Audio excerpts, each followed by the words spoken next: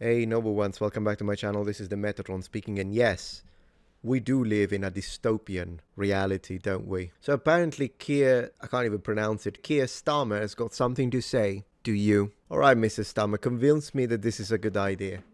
I love and have pride in my country, and I want to serve the whole of our country, our beautiful, tolerant, diverse country, and I want to serve the whole of that country. And I was arguing against reform because reform do not believe in that country. They want to tear that country apart. What was said last week about deporting migrants who are lawfully here, who've been here for years, working in our hospitals, in our schools, running businesses, our neighbours, and reform say they want to deport them. That would tear our country apart. Is that immoral We in are your at the view? moment a leading member of the coalition of the willing, corralling and bringing together European countries to fight the aggression of Putin. Imagine if reform came in and they were cozying up to Putin, But and on that policy the impact that would have on our security and defence. And that's why I say to my party, and my main message to this conference is, this is a different fight. It is a fight about the future of our country, about who we are as what patriotism is, and what we stand for in our place in the world. But And for it's, many- it's a fight we must be in. Oh, I hate that he just won't let us speak.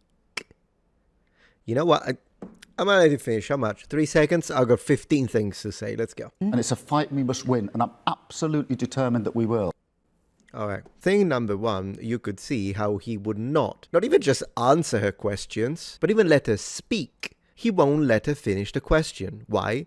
Because clearly what he's doing now is rehearsed. Yeah, a lot of politicians do that, by the way. This is a prepared, scripted message, and he doesn't care about what she has to say. He only cares about cameras are rolling. This is the message. These are the words I'm going to say, and you will listen. So that's the first thing. But there are a few other things to say. Check out the beginning right there. I love and have pride in my country, and I want to serve the whole of our country, our beautiful, tolerant, diverse country. I love it how, like in what, 7 seconds, he used already 3 buzzwords just to signal, virtual signal. That's exactly what that was. Of course, this is here because of that. Beautiful, tolerant, what did he say again? Beautiful, tolerant, diverse country. Well, here's my first comeback to you, Mr. Starmer. Since you can't speak over me, I can pause you at will. Politicians, am I right? Here's my first rebuttal to you, Mr. Starmer. How about your own people? I am sick of fake tolerance. You are not tolerant. The people that like you tend not to be tolerant. In fact, the very people that talk about tolerance are the most intolerant of all. We have seen this. We've seen hundreds of thousands demonstrate this. It's all about tolerance. We need to be tolerant to people. And then they laugh at Charlie Kirk dying on the floor. The tolerant people. Insane how a word that initially had such a nice ring to it has now become a red flag. It is a red flag because the very people that say tolerant will dance on your grave for your opinions. Second, Mr. Starmer tells us about how diverse the country is, right? Because diversity is what they really want. Fixated with diversity, in fact. They want diversity of ethnicity, diversity of representation, sexual diversity, gender diversity, social diversity, cultural diversity. It appears to me, Mr. Starmer, that you and your ilk want all forms of diversity, except of thought. However, the part that I like the most is this. I love and have pride in my country, and I want to serve the whole of our country, our beautiful, tolerant, diverse country, and I want to serve the whole of that country. And I was arguing against reform. Right. Okay, are you beautifully tolerant to the good men and women from your own fucking country? You know, and at this point, children with swords and axes. Do you care about those? What was said last week about deporting migrants who are lawfully here. If this was true, because I don't believe a word he says, and he did not bring, he said, what was said last week? Yeah, by who? Who said it? Who said what? This is the most generic statement ever, but whatever. Let's say that someone did say that. Yeah, that would be wrong. If someone is a legal immigrant, for instance, myself, no, you shouldn't deport legal immigrants. I don't think that's what people are annoyed by. I think the people that you are despising are the ones that have a problem with illegal immigration. Why don't you talk about that? Because I think The majority of people will agree with you. Once someone has entered a country through the legal channel and the correct process, and they've been living in the country for years and are working as doctors and nurses and all the rest, yeah, they are legal. You don't deport legal immigrants. But the problem are not the legal immigrants, is it? Corralling and bringing together European countries to fight the aggression of Putin. That's the shifting of the goalpost. Imagine this is a different fight. It is a fight about the future of our country. Unbelievable. The future of his country, says. About who we are as patriots, what patriotism. Patriots. He used the word. This is the least appropriate man to use that word in the entirety of the United Kingdom. Is and what we stand for in our place in the world. But it's a fight we must be in, and it's a fight we must win, and I'm absolutely determined that we will. And what about this, though? You're mansplaining to a woman who's trying to speak to you. What about feminism, Mr. Starmer? Isn't she is she below you because she's a woman? Is that what you're trying to do? Is that immoral? We are in the world. But for many, but on that policy, is that immoral? Mr. Starmer, just shut it and let the woman speak. Okay, so anyways, the real item of conversation today is this. bbc.co.uk. Starmer, thank you. Starmer to announce plans for digital ID scheme. I actually think for once, I hated BBC, but for once they used the correct term to describe it. A scheme it is. Sir Keir Starmer is expected to announce plans for a compulsory UK-wide digital ID scheme in a speech on Friday. Do talk about the death of freedom of speech on a speech. The Prime Minister believes it would help crack down on illegal working and modernize the state, according to senior figures in government.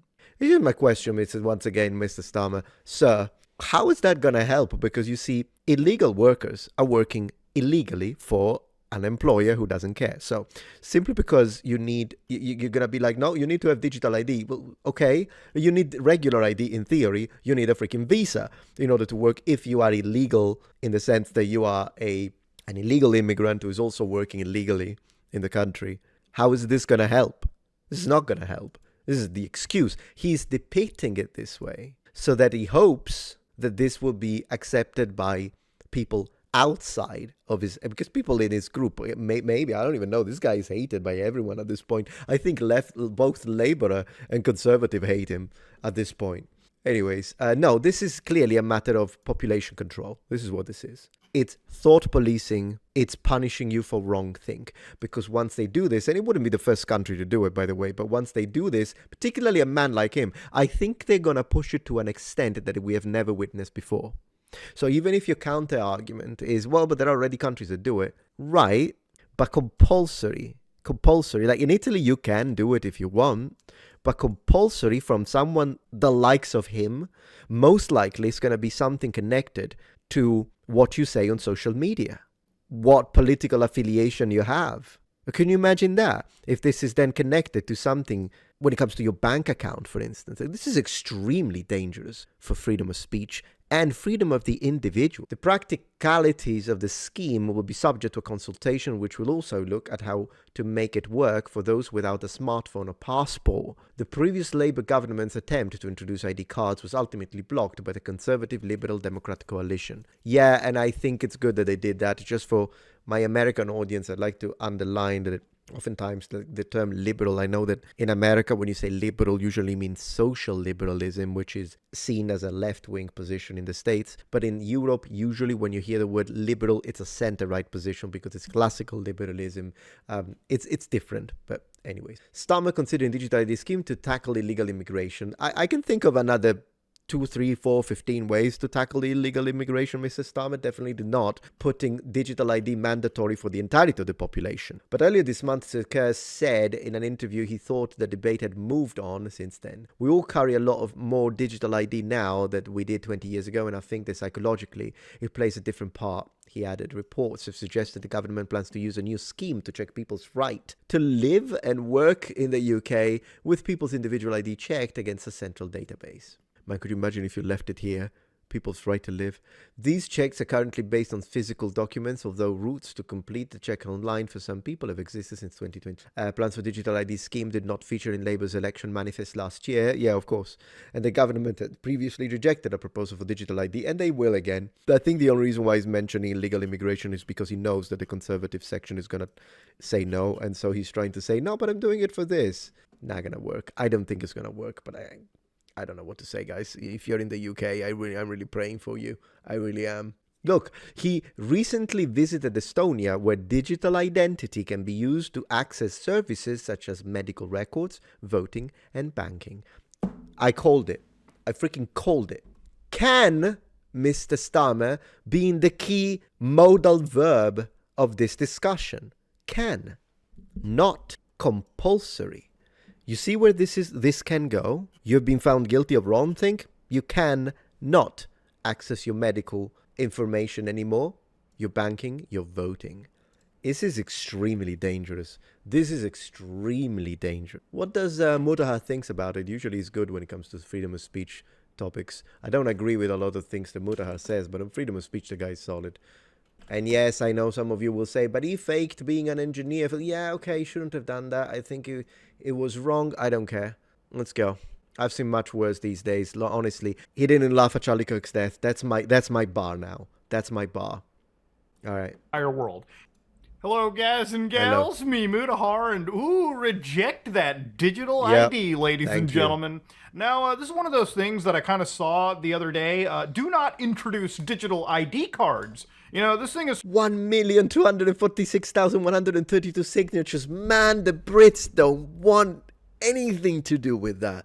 Come on, will of the people. Will of the people. Sort of started up. It needed a goal of 100,000.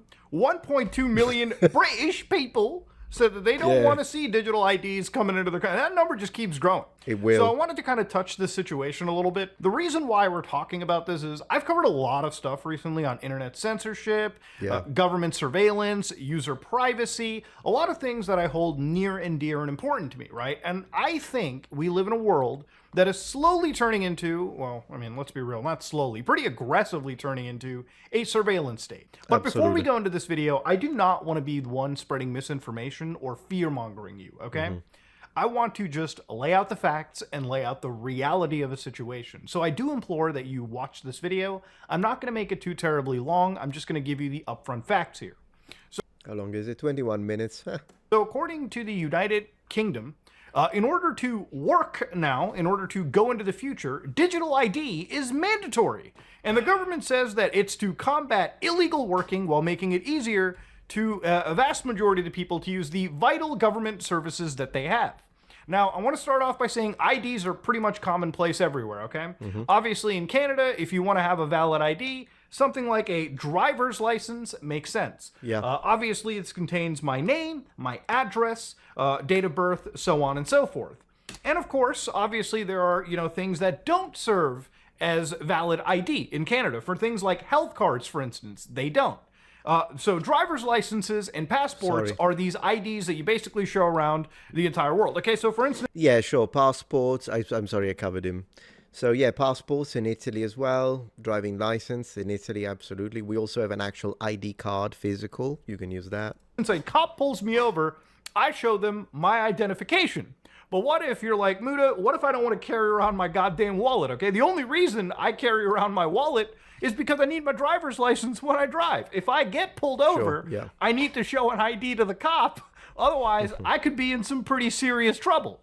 So, of course, obviously, this is not new. Always comply with law enforcement. For instance, in the United States, there is also digital ID that is available. For instance, if you want to fly domestically, you can go to the Google Wallet and store ID information for your, participating state. So you don't have to whip out the driver's license when you go to the TSA. For instance, if you're in the state of California, you can use their wallet application, the Apple Wallet, the Google Wallet, to store, yes, your identification, your ID card. So when a chippy pulls you over, instead of showing them your physical license, you can give them a digital license. No. Actually, that's incorrect. You still have, I know because I live in America. No, you do need to still show the physical driving license. But he's correct on all the rest. It's an option that you can use oftentimes in like online applications. Actually, before I spread a little Sorry. misinformation, just to reiterate, this will not replace a driver's license physical yet. Law enforcement, state government agencies, and businesses aren't yet accepting the MDL. So this technology is already here and it works in other countries, okay? Now, why is it such a huge deal and why is it such a massive issue in the United Kingdom? Well, they're kind of billing it as a way for a measure to make it tough to work in their country illegally. Now, I don't know much about the United Kingdom and their illegal immigration, but illegal immigration is a huge... It's a mess. Huge hot button issue in the entire world. It's an issue in Canada, Correct. it's an issue obviously in the United States, and it's an issue clearly in the UK. And I've seen, you know, all the images of like the boats that are flooding into the country and the metrics that they have that illegals are coming into their country to work and are taking jobs from, again, you know, residents, right? Like actual like citizens in their country, which is a problem. But to give you an idea, this digital ID system doesn't necessarily even solve it. So there are already requirements and systems in place in the United Kingdom to check if a job applicant is right to, can work. And a lot of this works with them validating through their systems online, whether users have valid documentation. And I think the documentation is like a work visa, an NI number or something of that nature, which... It was the same when I moved to Japan. I had to get a work visa and then my boss paid for it because usually it's the employer that pays for your work visa. It depends on the configuration, but in my case, that's what happened. And then I had to fly back to Rome because I first met my boss informally. And then because he wanted to check that I could actually speak the language, and then he was like, yeah, this guy does speak Japanese. He's like, yeah, I'll get your work visa. So he sent me back to Rome, and then I got the visa, and then I went back to Japan and started working. It was a 3 years visa. Sometimes there are 1 year visa, and then they need to be renewed. Here in the US, however, I have a different type of visa because I'm married to an American citizen, which means that it's a marriage visa basically. So yeah, so there are different ways, but yes. Is equivalent to like a SIN number in Canada or an SSN number in the United States. It's one of the, it's literally the ID fucking code you get, you know, when you have any legal status in a country. Now there are penalties, obviously. If you are an employer that is illegally hiring people that aren't, you know, they don't have a right to work in your country, you could face some pretty huge breaches, something like 45,000 per illegal worker and up to 60,000 if you decide to repeat offense. Now, obviously, I don't think this is a huge issue for like a super large corporation. Of course. But typically, it's not the big companies that hire most of the illegal workers, right? A lot of the big companies usually have the money and the clout to like pay for work visas or something of that nature. But for a small business, it can be an issue. Now, I personally don't think that requiring somebody to show a license on a smartphone is necessarily going to work if the employer themselves is already breaking the law. Remember? Of course, yeah, that's exactly my point. I told you, he's absolutely right. No, it doesn't work to prevent that problem, and which is a problem. However you want to look at it, it doesn't matter because, of course, a lot of these employers, don't make no mistake, they will exploit these people. They will underpay. There is no health coverage. There is no insurance. They work crazy hours. So there is that as well. That has to be considered. But as Mutahar is correctly saying, it is a matter of they already know they're breaking the law because there is no visa involved. So it's just an excuse. It's an excuse for social control of the population. Most importantly, of that section of the population, including the patriots, that Mr. Starmer just insulted by using their word inappropriately, that don't agree with him. It's as simple as that. Thank you, Mutahar. Just a mini reaction, just 5 minutes. And if you guys liked what you saw, I'll give him a like. Go finish his video. I'll put, of course, a link in the description. But that's what I wanted to kind of bring to your attention. I think it's an extremely dangerous thing. And yeah, if you're English, sign, or Scottish, or Welsh, or Northern Irish, please, if you're British, sign that petition. Thank you. If you appreciate my content so far and wish to help ensure my ability to continue to tell it how it is, regardless of any possible backlash, please support this channel on Patreon. Any support helps me and my team of academics keep the channel strong and gives us the means to fight back against the political rewriting of history. Stand with us, form the wall, defend the truth. Proudly presenting the Pendant of the Noble One. Look at this beauty. Original custom design created by me in collaboration with Viking Jewelry. And it's my way to celebrate all of you, because as you know, I've been calling you Noble Ones for the last 12 years. Well, this is indeed the pendant of you, the Noble Ones, who are the Custos Veritatis, written here in Latin, and it means keeper of truth, because that's the only thing that matters. The truth, whether it offends them or not. So, available in both silver and bronze. I think my favorite is the bronze one, but they're both great. And this can be bought as a set, as we offer the original Ring of the Noble One, available in silver, bronze, and gold, the bracelet of the Noble One, Silent Oath of Truth, and a more low-profile version of the ring for those who prefer something a little thinner, which we offer also in bronze, silver, 14-karat gold, and 18-karat gold. Use the code NOBLE1 for a 15% discount at checkout, and massive thanks to each and every single one of you, and thank you to my haters for supporting my work.